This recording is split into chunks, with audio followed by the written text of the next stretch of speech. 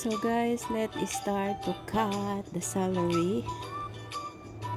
Just is cutting like slide or switch, pwede din po. Depend on you how the way you cut. Maglalagay po tayo ng two bunch of celery. Then 3 pieces, small pieces of carrots.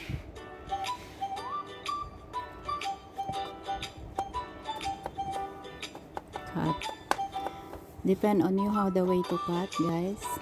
But for me, I just cut like this. Then cabbage or polio.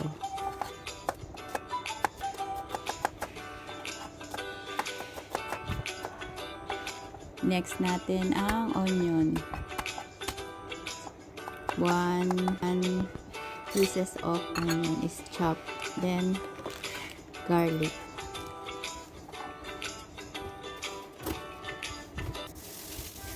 Yan, nag-cut na po tayo. Then itabi natin, i-set aside po natin yung ating mga ingredients. Hiwain po natin yung ating meat or beef. Beef meat po siya. Sasahog po natin ang ating ingredient. Then gagamit po tayo ng Chinese soya sauce kasi wala tayong toyo na galing sa Pinas. Then paminta. And gagamit po ako ng nor powder. Chicken powder siya. And syempre yung ating mantika. So ito po yung gagamitin natin na pinakabihon, yung sedap. Sedap curry po siya. Kaya lang ayoko kasi nung lasa niya. Then green bean na bercellini. A1 po siya. Healthy, low fat po siya. Low sugar, low cholesterol. Kaya gusto ko po siyang itry. So siguro masarap siya. Para siyang glass noodles. Alam niyo po ba yung glass noodles? So guys, paininitin na natin yung ating kawali para tayo makapag-start ng magluto. Check po natin kung mainit na yung kawali. Pero pag nag-check kayo, wag nyo nga hawakan. Ayan, mainit na siya kasi nakikita nyo umaaso na. Lagyan na natin yung ating oil. After that, we're gonna put the garlic. Fry until brown. So let's put in.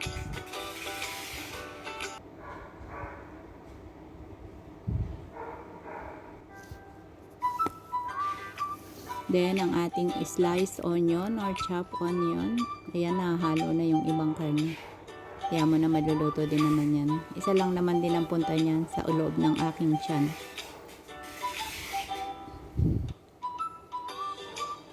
Yan, medyo brown na siya. I-cook po natin na until brown. Then, let's put the meat.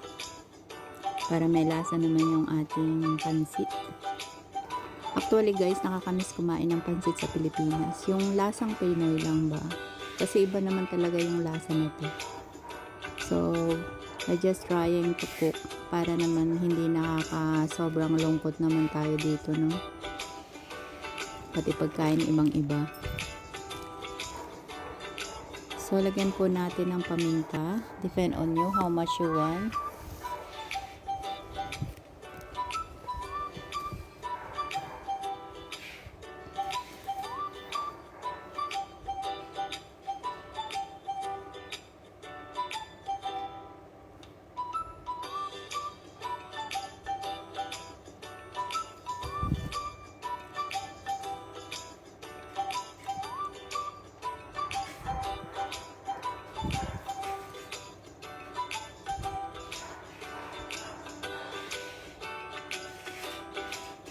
Then, lagay po natin ng nor powder.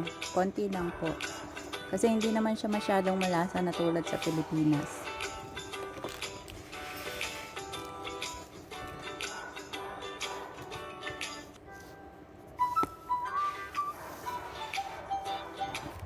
We're gonna put a carrot. Wow, carrots.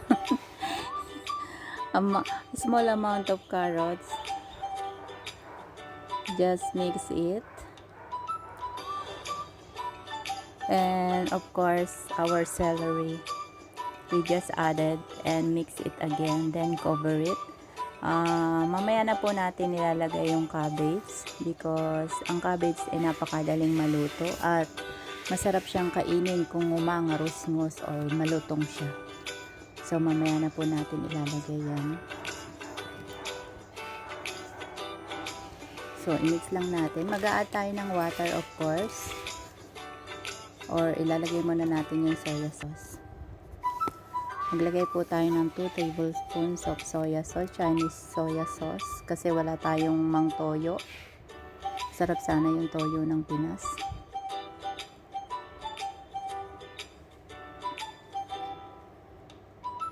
Then, we just added water. Kayo na po ang magtansya. Kasi tinatansya ko lang din kasi kaunti lang po yung noodles ko. Pero depend on you kung magluto kayo ng madami dyan. Just sharing how the way I cook. Diba? Kasi parang kakaiba siya. Kasi nilagay ko yung noodles ng sedap. So, kahit hindi mo iluto yung sedap curry, kunin mo na lang yung noodles. Yan, may kwento-kwento pa po tayo habang nagluluto. Pan po natin after 3 minutes or 4 seconds, ganon. O tansyahin na lang natin pag kumulo kasi maririnig mo naman yan pag kumulo, diba?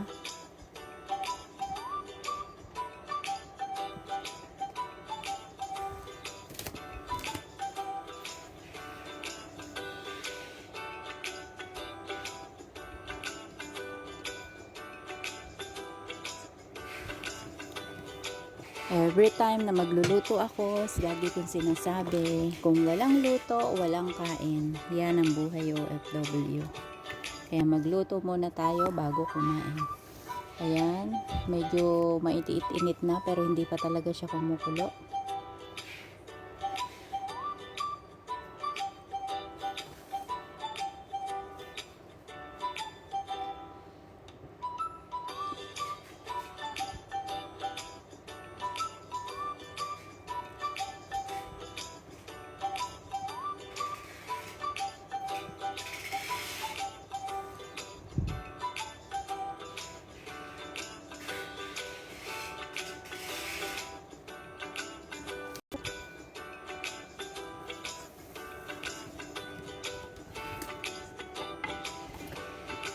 Yan, kumukulo na po siya. So, we just put aside yung vegetable.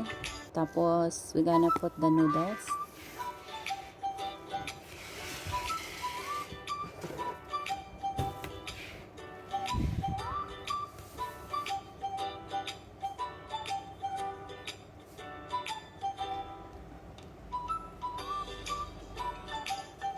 Lagay na po natin ng sabay, then i-cover lang po natin ng ating soup, then cover the vegetable para po maluto siya. Takpan natin saglit.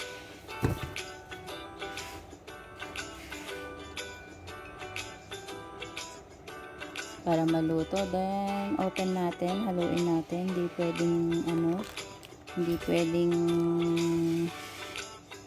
Hindi natin haluin at baka siya ay masunog o malutong mabuti. Yung luslak ba?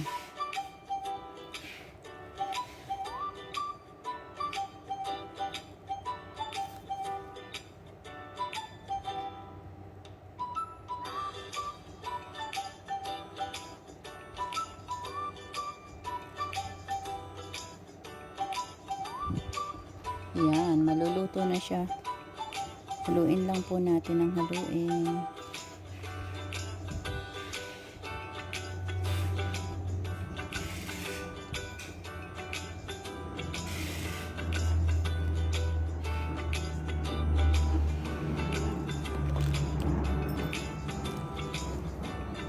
Halo-halo po. Lagyan po natin siya ng sesame oil.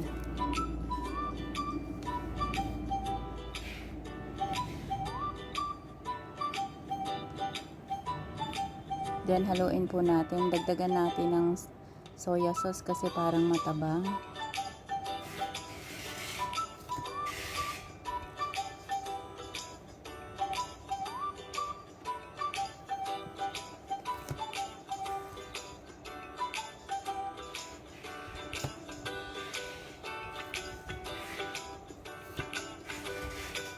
Haluin lang po.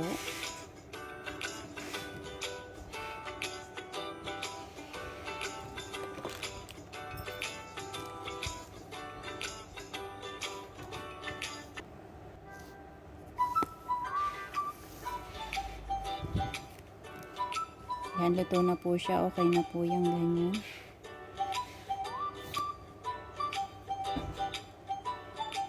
Takpan po natin.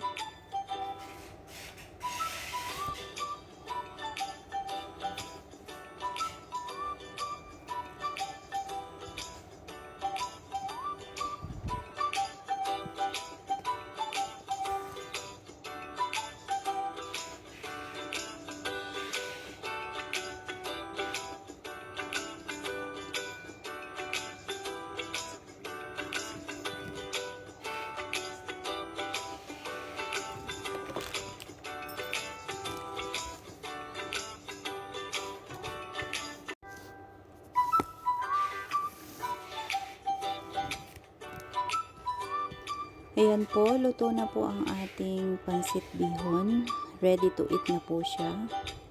Kuha na po tayo ng plato, tayo makakain na ng lunch natin. So, happy tummy na naman tayo ngayon. Ayan, lagay na natin sa ating plato ang ating pansit bihon. Yum, yum. Sa amoy pa lang masarap na siya kahit hindi talaga siyang perfect na parang dun sa Pinas, nakakamiss lang kasi. Yan, kakain na po tayo mga guys. Pang 2 meal po to. Ayan. Ito na po guys ang aking pansit bihon with curry noodles. Sedap noodles pala. Ayan. Kain na po tayo. Sedap noodles. Yan siya. Kain na po tayo.